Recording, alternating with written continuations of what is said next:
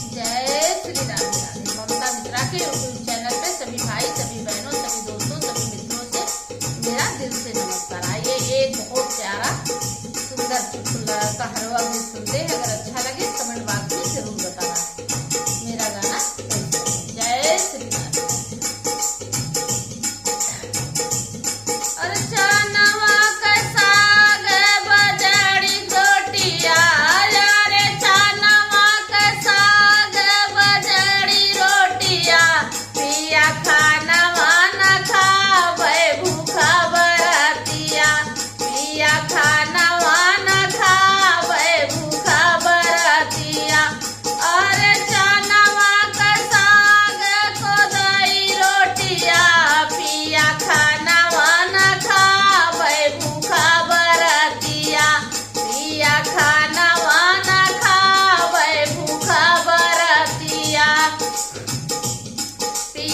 खाना वाना खावे भूखा बरतिया, होत सवेरे अपने भैया का बोलाऊबे, होत सवेरे अपने भैया का बोलाऊबे।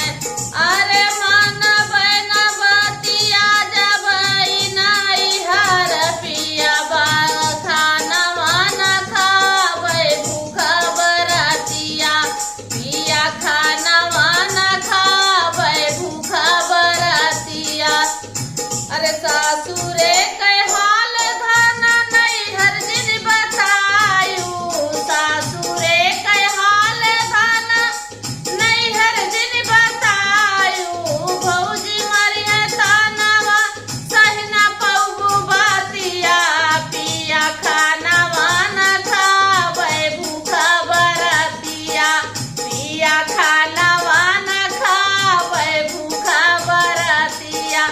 अरे चनवा के साग कोदाई रोटिया, पिया खाना वाना खावे भूखा बरतिया, पिया खाना वाना खावे भूखा बरतिया। अरे भौजी मोर आदर करे मम्मी मोर दुलारे, भौजी मोर आदर करे मम्मी मोर दुलार।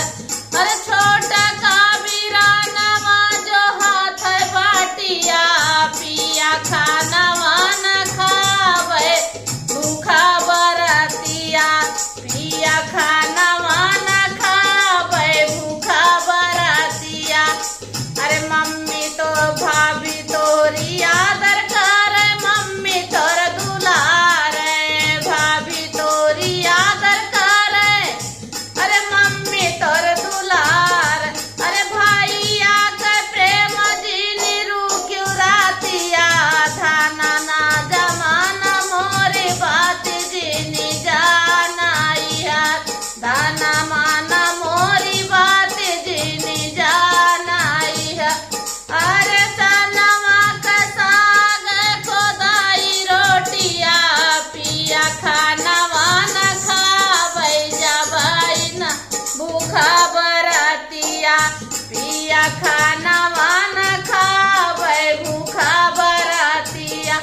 जाबे विदेशवा धाना भेजबे हम पैसा, जाबे विदेश धाना भेजब हम नोटिया। अरे दुख कई रात कट है सुख के दिनवा, धाना जाओ नाई हरवा माना तू बतिया, धाना जाना नाई हरवा तू माना बतिया। अरे अरे चनवा के साग कोदाई रोटिया, पिया खा